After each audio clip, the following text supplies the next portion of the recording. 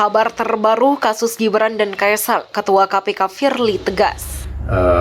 Proses verifikasi dan telahan ini menjadi penting sebagai pintu awal apakah kemudian aduan tersebut sesuai dengan undang-undang yang berlaku. Ini menjadi pelajaran juga untuk siapapun, anak pejabat atau anak siapapun lah ya, bahwa mereka tidak punya kekebalan hukum atau imunitas.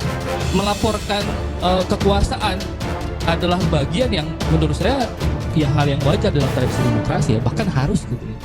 Kalau kemudian kawan-kawan selalu menyebut bahwa ya dalam tradisi demokrasi memang adalah hal yang wajar mencurigai kekuasaan. Justru kalau yang tidak wajar itu adalah ketika kawan-kawan sama sekali tidak pernah merasa curiga dengan kekuasaan. Jadi pelaporan terhadap anak presiden adalah bagian dari tanggung jawab intelektual saudara Ubed yang mesti juga kita harus bela. Bung Ubed harus berani juga menyampaikan ke publik bahwa apa yang disampaikan Bung Ubed atau laporan Bung Ubed terkait pencucian uang dan korupsi yang dilakukan Gibran dan Kaisang itu sampaikan saja ke publik. Jadi ada semacam pertanggungjawaban publik juga terhadap materi laporannya Bung Ubed. Bahwa itu proses untuk mengatakan bahwa sesuatu disebut bukti itu otoritas KPK. Oke. Bahwa yang kami berikan adalah dokumen-dokumen valid, ya, karena diperoleh dengan cara yang legal juga. Dan ini kan sekarang laporan Bung Ubed ini kan sudah menjadi bola liar dan tidak ada pertanggungjawabannya sampai detik ini. Ketika sehingga kami meyakini bahwa ini bisa dipelajari oleh KPK secara lebih dalam. Terindikasi atau diduga terlibat tindak pidana pencucian uang dan juga korupsi. Artinya narasi ini kan sudah dimakan oleh publik. Siapa yang mampu mengklarifikasi bahwa dugaan ini sebetulnya tidak benar? Dokumen-dokumen itu dibebaskan kepada publik, ya itu nggak etis lah. Ketua KPK Firly Bahuri tegas akan mengusut kasus KKN Gibran Rakabuming Raka dan Kaisang Pangarep.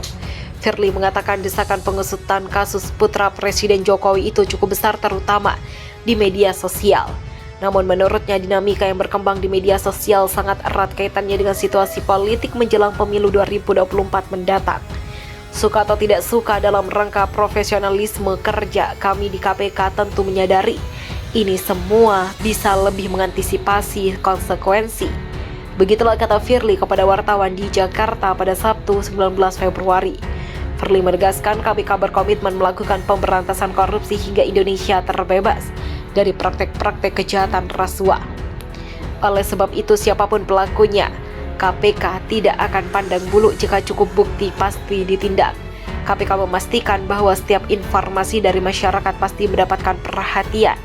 KPK tentu terus mempelajari dan mendalami termasuk keterangan bukti dan alat bukti, begitulah terangnya. Menurut Firly, KPK sangat memahami besarnya keinginan masyarakat agar pemberantasan korupsi tidak jalan di tempat. Oleh karenanya KPK terus bekerja untuk mengumpulkan keterangan dan bukti-bukti. Pada saatnya KPK pasti akan memberikan penjelasan secara utuh. Jika akhirnya ditemukan unsur pidana, Firly menegaskan pasti akan dinaikkan kata penyidikan.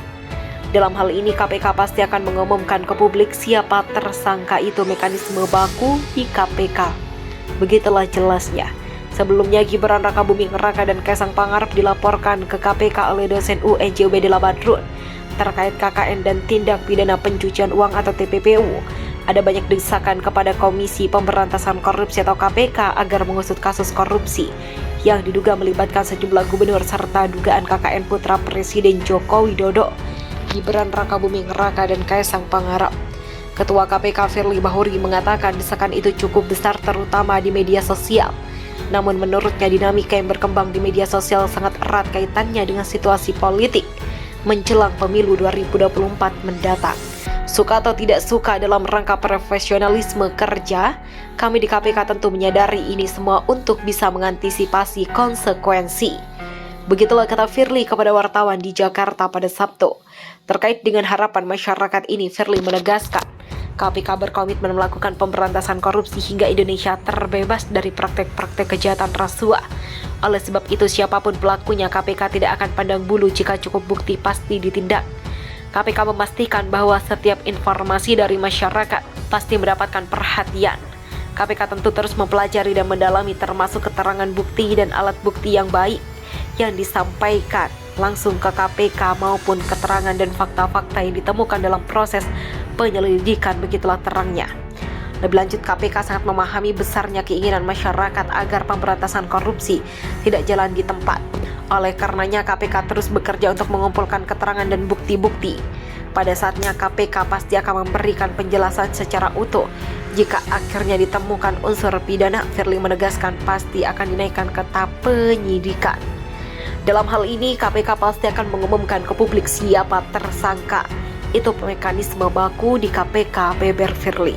Hal ini dikatakan Firly sebagaimana prinsip yang dipegang oleh KPK di bawah komandonya saat ini, yaitu The Sunrise and the Sunset Principle, atau seketika seseorang menjadi tersangka maka harus segera ditindaklanjuti dan diajukan ke persidangan peradilan.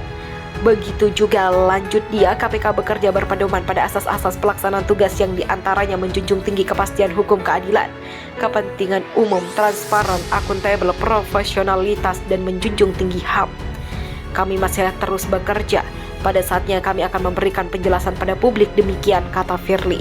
Desakan publik berkaitan dengan nama Gubernur Jawa Tengah Ganjar Pranowo dan kembali mencuat dalam kasus pengadaan kartu tanda penduduk elektronik atau KTP elektrik usai KPK menetapkan 2 tersangka baru dalam kasus tersebut.